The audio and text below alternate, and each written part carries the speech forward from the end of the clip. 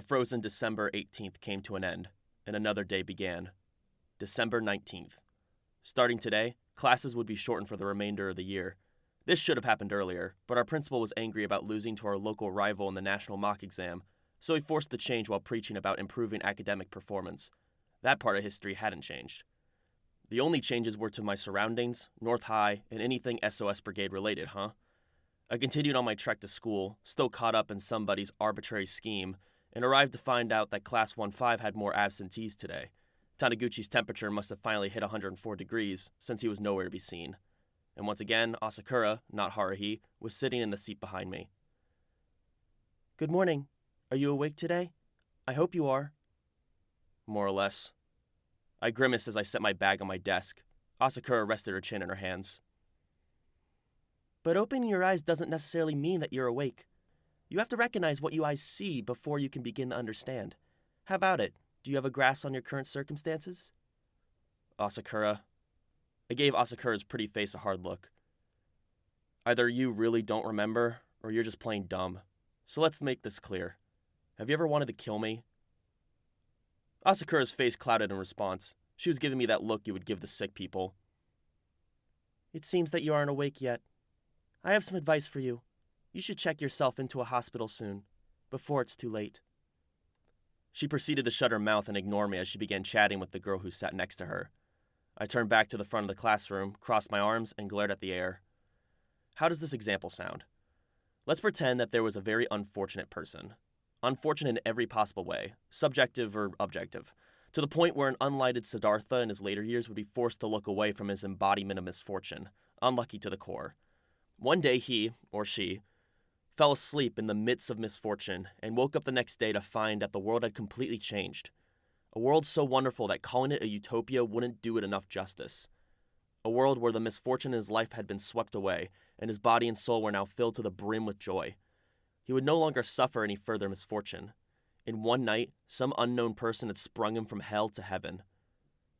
Naturally, he had no say in the matter. He had been brought here by a stranger whose identity he couldn't possibly guess. He couldn't even manage a guess at the motive. It was likely that nobody knew the answer. Should he be happy about his current situation? The changes to the world had eliminated his misfortune. However, there were subtle differences from his former world, and the cause of that change remained a mystery. Should he be grateful to the unknown benefactor, after evaluating the situation to determine if he was now happy? I must say I used a poor example. I hadn't felt extremely unfortunate before yesterday, and I certainly didn't feel very fortunate right now. However, if you ignore the scope of the matter, that example more or less covered my current situation. My nerves have been on a roller coaster ride for the better part of this year, courtesy of the bizarre happenings associated with Haruhi, but that would no longer be a concern for me, apparently. However, Haruhi wasn't here. Koizumi wasn't here. Nagato and Asahina were ordinary humans, and the SOS Brigade had vanished without a trace. No aliens, time travel, or ESP. Forget about talking cats. This is an exceedingly ordinary world. So, which one was a better fit for me? Which one would please me more? Was I happy right now? After school, I headed to the literary club room out of habit. If you do the same thing every day long enough, your body will move by itself. A typical example of automatic behavior. The same as how you unconsciously wash yourself in a certain order in the shower. It's like clockwork. Whenever class ended, I would head for the SOS Brigade and drink Asahina's tea while playing a game with Koizumi and listening to Haruhi's incoherent babbling. Habits are hard to break, even the bad ones. Or especially the bad ones, I suppose. But the mood was a little different today. What do I do with this? I was looking at the blank application form as I walked. Nagato probably gave this to me yesterday as an invitation to join the literary club, but I don't know why she would invite me. Because there weren't any other members and the club was in danger of getting cut? Still, it was gutsy of her to ask me to join her club after I came out of nowhere and practically assaulted her. I guess that Nagato is still an oddball in this messed up world too. I was on the way to the clubhouse when I passed by the Asahina Surya combo again. It pained me to see the lovely upperclassman jump and clean the Surya the second she saw me, so I quickly bowed and left in a hurry. I can't wait to return to drinking Asahina's delicious tea on a daily basis. This time, I knocked and heard a soft reply. Only then did I open the door. In the club room, Nagato's gaze swept across my facial epidermis before returning to the book before her. The act of pushing up her glasses almost looked like a greeting for me. Was it okay for me to come back? Her small head bobbed up and down, but her eyes remained focused on the open book and she never looked up. I dropped my bag and began looking around for something to do, but the desolate room didn't provide much to work with, so I was left to stare at the bookshelves. They were packed with books of all sizes. There were more hardcover books than paperbacks. I'd have to guess that this Nagato was also a fan of thick books. Silence. I should have been used to sitting in silence with Nagato, but under the circumstances it was agonizing. I had to say something or I'd have a meltdown. So, are these books all yours? Her response came immediately. Some were here before I joined. Nagato showed me the cover of a hardback in her hands. I borrowed this one from the public library. There was a barcode sticker to show that it belonged to the city. The laminated cover reflected the fluorescent light, and for a second, Nagato's glasses were sparkling. That was the end of the conversation as Nagato returned to quietly reading her thick book, and I was left feeling out of place. The silence was unbearably suffocating. I grasped for a random topic of conversation and blurted out the first thing that came to mind. Hey Nagato, do you write your own stories? A 3/4 beat passed. I only read. Her eyes, hidden behind the lenses of her glasses, darted toward the computer for a moment, an action I didn't miss. I see. That would explain what she was doing before I was allowed to use the computer. I became very interested in reading a story written by Nagato. What would she write? Science fiction, I suppose? She wouldn't write romance, would she? It'd always been difficult to start a conversation with Nagato. I could see that it wasn't any different with this Nagato. I turned back to scanning the bookshelves in silence. My eyes happened to stop at a spine of a certain book. The title looked familiar. It was the first book in the long foreign sci-fi series that Nagato lent to me when the SOS Brigade was first established, the book with a scary amount of words. Now that I think about it, Nagato was still wearing glasses when she said, I'll lend you this, and forced the book on me without waiting for my response. It took 2 weeks to read the whole thing. Feels like it was years ago. Too much has happened. Enticed by that curiously fond memory, I drew the hardcover from the shelf. I had no intention of reading while standing, and I wasn't in a bookstore, so I just flipped through the pages and was about to put the book back when a small, rectangular piece of paper fell by my feet. What? I picked it up. It was a bookmark with an illustration of a flower, the kind bookstores put in your bag without asking. Bookmark? It felt like the world was spinning around me. Yes.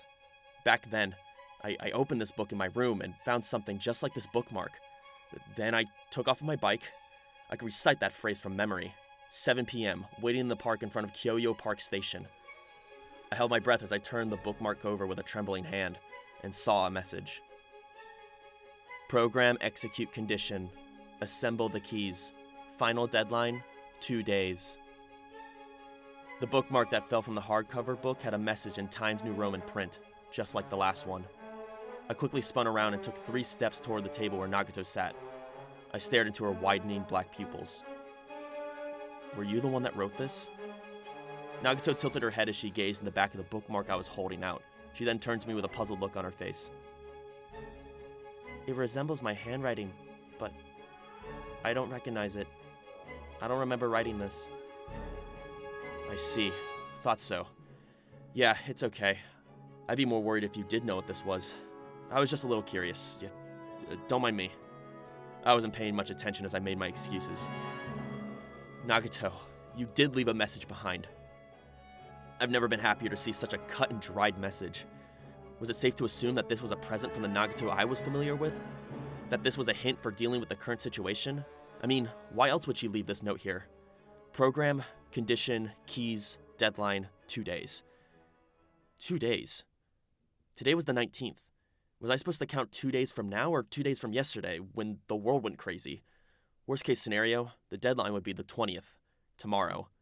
The moment of a joyous surprise was wearing off like lava slowly cooling.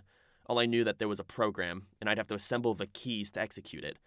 But what were the keys? Where would I find them? How many were there? Where would I go to trade them all for this prize? A flurry of question marks spun above my head before merging into one giant question mark. Would executing this program return the world to how it was before? I began pulling books from the shelf and returning them at a fast pace while checking to see if any other bookmarks might fall out. I worked busily under Nagato's startled gaze for nada. There weren't any others. So this is it, huh?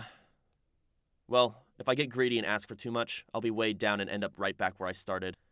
It's a waste of time and your life gauge to run around using whatever you can find without settling on a destination.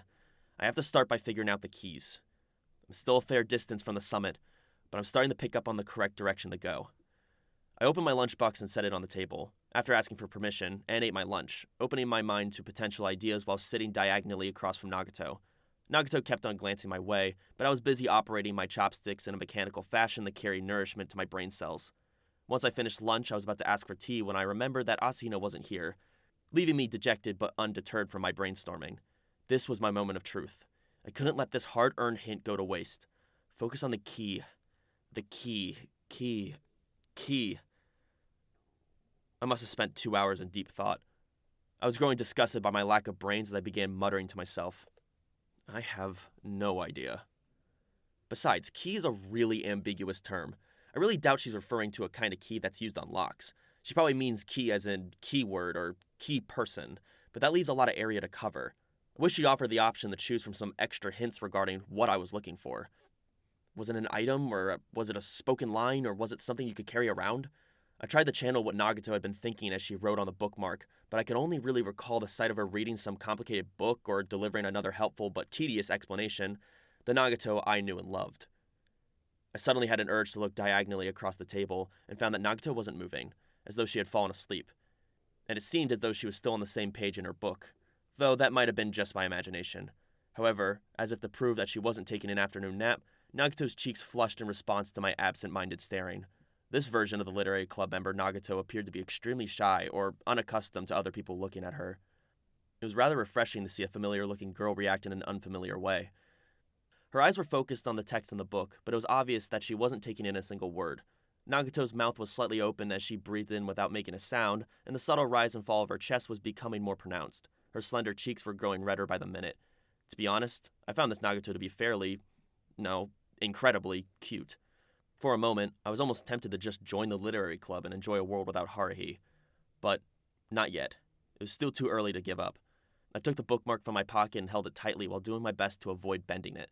The fact that this piece of paper had been slipped into this world meant that the Nagato with the Santa hat still had business with me. I felt the same way. I hadn't gotten a chance to try some of Haruhi's hot pot yet, and I never had enough time to burn the image of Asahina in a Santa outfit into my eyelids. We'd been busy decorating the club room, so my game with Koizumi had been cut off at the best part. I probably would have won if we kept going, so I'd be missing out on 100 yen the way things stood. A westering sun was shining through the window as we approached the time when a sun became a giant orange ball on its way to hide behind the school building. I was getting tired of sitting still, and I wasn't going to be able to squeeze any more beneficial output from my head, so I stood up and reached for my bag. I'm going home for the day. I see. Nagato shut the hardcover she was reading or not reading and slipped it into her book bag as she stood up. Had she been waiting for me to say something? With bag in hand, I turned to the figure that appeared ready to stay frozen in place until I took the first step. Say, Nagato. What? You live by yourself, right? Yes. She was probably wondering how I knew that. I was going to ask about her family when I noticed her downcast eyelashes. I recalled the room that barely had any furniture. My first visit had been 7 months ago when her cosmic psychobabble on an epic scale had given me a jolt in more than one way. The next visit had come to Tanabata 3 years ago, and Asahina had been with me that time. The second visit actually came before the first one chronologically, so I obviously got skills. How about you get a cat or something? Cats are great. They always act lazy, but you get a feeling that they can understand what you're saying sometimes. I wouldn't be surprised if you see a talking cat, for real. No pets allowed. And with that, she fell silent with a wistful flutter of her eyes. But then she took a deep breath that sounded like a swallow slicing through the wind before speaking in a weak voice. Coming? Nagato was staring at my fingernails. Where to? I asked. My fingernails heard her reply. My house. After a half rest of silence, I spoke. You're okay with it? What was going on here? I couldn't tell if she was shy, timid, or pushy. This Nagato seemed to be in an unstable mental state. Or was the mentality of an average girl in her first year of high school supposed to be as irregular as the light curve of Alpha Centi? Yes. Nagato began walking as if to escape my gaze. She turned off the lights in the club room, opened the door, and disappeared into the hallway. Naturally, I followed her. Nagato's room. Room 708 in the fancy condominium. I should take a peek in her guest room. There might be a new hint inside. If I found another vision of me sleeping there, I'd immediately wake him up. Nagato and I didn't say a word on the way back from school. Nagato looked straight ahead in silence as she descended the hill as though a strong chilly wind were blowing at her back. I was moving my legs in a businesslike fashion as I stared at the back of her head and the hair that had been ruffled by the gusts of wind. There wasn't anything for me to say to her, and I had a feeling that I shouldn't ask why she had invited me. After a prolonged period of walking, Nagato finally came to a stop before her usual fancy apartment. How many times have I been here? I've been inside Nagato's room twice, I've been outside Asakura's room once, and I've been to the roof of the building once. At the entrance, Nagato inputted the password to unlock the door and walked into the lobby without looking back. She remained silent as we rode the elevator up. After inserting her key into the door of room 8 on the 7th floor, she opened the door and motioned for me to go inside before she entered. I stepped in without saying a word. The layout of the room was exactly as I remembered it. A desolate place. The living room had a kotatsu and nothing else. There weren't any curtains. And there's the guest room. It should be the room beyond that sliding door. Hey, mind if I look inside this room?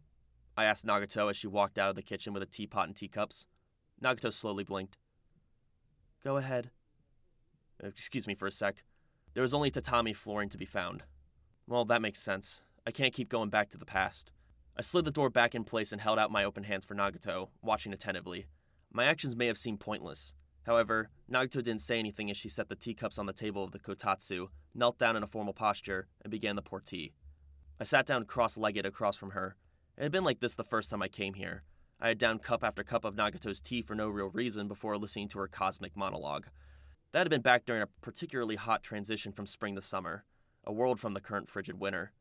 Even my soul felt colder. We sat face to face in silence as we drank the tea. Nagato's eyes were focused downward behind her glasses. It appeared that Nagato was hesitating as she opened her mouth and then shut it. She would appear to reach a decision and look up at me before looking back down, a motion she repeated many times, but finally set her teacup down and spoke in a strangled voice. I have met you before. And then, almost as an afterthought, outside of school. Where? Do you remember? Remember what? What happened in the library? As soon as she said those words, I could hear the gears of my brain begin to turn. The memory of the time I had spent with Nagato at the library surfaced, the first stage of that memorable magical mystery tour. Back in May. Nagato was still looking down. You helped me get a library card. I froze as I was hit by a mental shock. That's right. Otherwise, you would have never budged from the bookshelves. Haruhi was chain-calling me to get our butts down there, and I really didn't feel like I had a choice if I wanted to hurry back to the meeting point. Hey. However, as Nagato continued with her explanation, her description of that incident differed from the one in my memory. According to the soft, faltering voice of Nagato had set foot in the public library for the first time ever around mid-May, but she hadn't known how to get a library card. The matter would have been settled by asking a librarian, but the few librarians around were all busy. On top of that, she was a reserved, poor speaker who lacked the courage. Then, a male high school student who happened to see her loitering around the counter was unable to stand the sorry sight and offered to handle the entire procedure in her stead. And that was... you. Nagato turned to meet my eyes for half a second before returning her gaze to the top of the kotatsu. Silence returned to the living room with no furniture as I ran out of things to say. I couldn't respond to the question of whether I remembered the incident or not, because her memory was oddly different from mine. I had certainly helped her to get a library card, but I hadn't simply happened to pass by, since I was the one who had taken Nagato to the library in the first place. I had chosen the library as a place to kill time after giving up on the hopeless magical mystery patrol. It wasn't possible for me to have forgotten the sight of Nagato in her uniform following after me in silence, even when my memory was at a level of infantile sea anemones. Nagato must have been really unsure how to react to my silence, as she bit her lip despondently, and her slender fingers traced to the rim of her teacup. Those fingers appeared to be trembling ever so slightly. Her unease left me feeling disinclined to say anything. In fact, I didn't. It would have been simple to say that I remembered. I wouldn't necessarily be lying. There just happened to be a few discrepancies. And in this situation, those discrepancies were the big problem at hand. Why were our memories different? The alien I knew had run off somewhere else, leaving only a bookmark behind. The perpetual silence was broken by a bell from the intercom. The sudden sound was enough of a surprise to make me jump while seated. Nagato was probably surprised as well. She turned toward the door with a quiver. The bell rang again. A new visitor, huh? Still, who in the world would visit Nagato's room? I could only see bill collectors and delivery men ever showing up. Nagato stood up like a spirit who had just been broken away from her body and moved to the side of the room without a sound. After pressing a button on the intercom panel, she leaned in to listen to whoever was talking on the other side.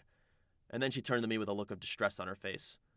She was talking softly in the speaker with phrases like, "But," and "now's not," in what was likely an attempt at refusal.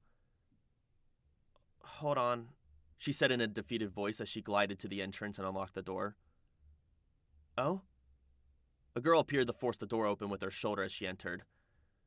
"Why are you here? That's odd. Nagato would never invite a boy to her place." The figure in the North High uniform held a pot in both hands as she deftly pressed her toes against the bottom edge of the door to remove her shoes. "Don't tell me you forced your way inside." And why is she here? I never expected to see her face outside the classroom. "I'm like a volunteer of sorts. Your presence here would be a bigger surprise." The beautiful face that burst into a smile belonged to the class representative who sat behind me. Ryoko Asakura had come calling.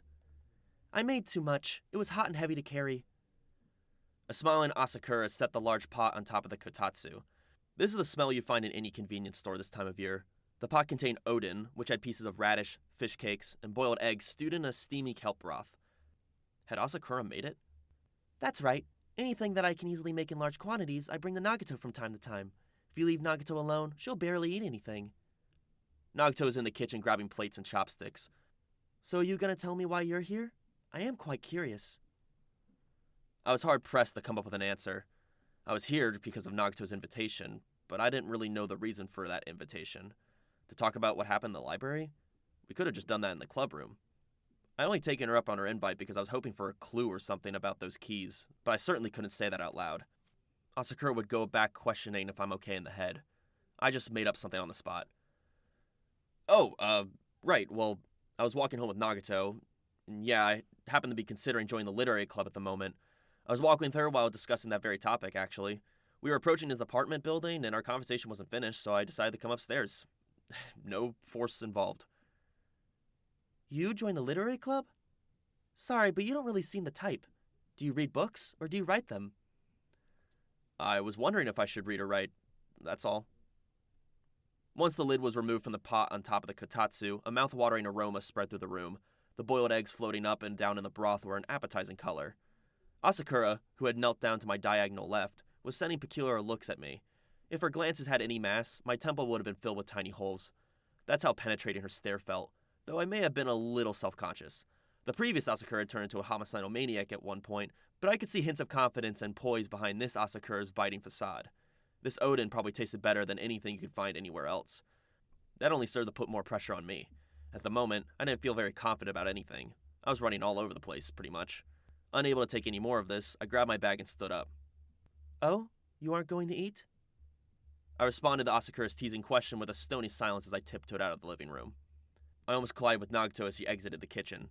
Nagato was carrying a stack of plates, chopsticks, and a tube of mustard paste. I'm gonna go. I'm probably being a nuisance." I bid my farewell and turned to leave when I felt a feather-like tug on my arm. Nagato was holding up my sleeve between her fingers, a pull with as little force as you would use to pick up a newly born hamster. She looked as though she would break down at any moment. Nagato had her head down and her fingertips brushed against my sleeve. Did she not want me to leave? Did she feel that being alone with Asakura would be too suffocating? Though it didn't really matter once I saw Nagato looking so fragile. That was the plan, but what the hell, I'll stay and eat. I'm about to starve to death. I won't make it home if I don't get something in my stomach right now. Her fingers finally let go. I felt a twinge of regret. Under normal circumstances, you'd never see Nagato express herself in such a straightforward fashion, a very rare occurrence. I returned to the living room to find Asakura narrowing her eyes and giving me a knowing look. My taste buds wanted to scream in joy, but deep down I had no idea what I was eating as I focused on stuffing odin down my throat. Nagato was going at a slow pace. It took her 3 minutes to nibble through the piece of kelp. Asakura was the only one trying to lighten the mood with conversation, as I was limited to vague responses. After an hour of eating with my potential murderer, my shoulders were completely stiff. Asakura finally stood up. "Nagato, you should try to put the leftovers in another container to refrigerate. I'll come for the pot tomorrow, so have it ready." I followed suit. I felt as if the chains had finally been removed from my body. Nagato barely nodded as she walked us to the door with her face down. I made sure that Asakura was already gone. Later then, I remembered to Nagato in the hallway. "Mind if I come to your club room again tomorrow? I don't really have anywhere else to go after school these days. Nagato stared at me before flashing a smile. Faint, but plain to see. It was dazzling. As we rode the elevator down, Asakura turned to me with a chuckle. You like Nagato, don't you? Well, I sure didn't hate her. If I had to choose between the two, then sure, I liked her. I mean, there was no reason for me to hate her. She saved my life before. That's right. How could I possibly hate Nagato after saving me from your dagger of death, Asakura? Of course, I didn't say any of that out loud. This Asakura was a different Asakura. The same could be said for Nagato. I was the only one on a different page since they all turned out to be ordinary humans. There was no SOS brigade. I'm not sure how my beautiful classmate interpreted my silence as she snorted. I guess not. I must have been mistaken.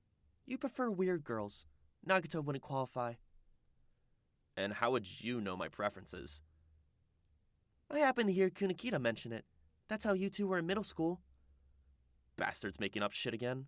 Kunikita has no idea what he's talking about. Just ignore him. Still, if you intend to go out with Nagato, you better be serious about it, or else I won't allow it. Nagato is more sensitive than she looks. Why was Asakura so concerned about Nagato? I might have understood if we had been in the old world, where Asakura was Nagato's backup. Well, in the end, she did win Postal and had to be eliminated, but whatever. We live in the same building. I can't bring myself to leave her alone. I always start to worry when I look at her. It makes me feel awfully protective of her, you see? Kind of, but not really. That ended our conversation as Asakura stepped off the elevator at the 5th floor. Room 505, wasn't it? I'll see you tomorrow. Asakura flashed a smile at me as the elevator doors shut. I exited the apartment building. The night air was as cold as an industrial freezer. The biting winds were robbing my body of its warmth and more. I considered saying hello to the old landlord for a moment before abandoning that idea. The glass window to his office was shuttered, and the lights were off. He'd probably gone to bed. I would love to do the same, or at least start dreaming. She was probably capable of entering other people's dreams without even trying. You're always making trouble for me whether you're around or not, so you could at least show up when it matters. How about listening to one of my wishes for a change? As I talked into the night sky, I was given a sudden jolt as I realized the hateful thought going through my mind. I had an urge to smack my head against the hard surface. You've got to be kidding me. My words formed a white puff that dissipated into the air. I missed Haruhi.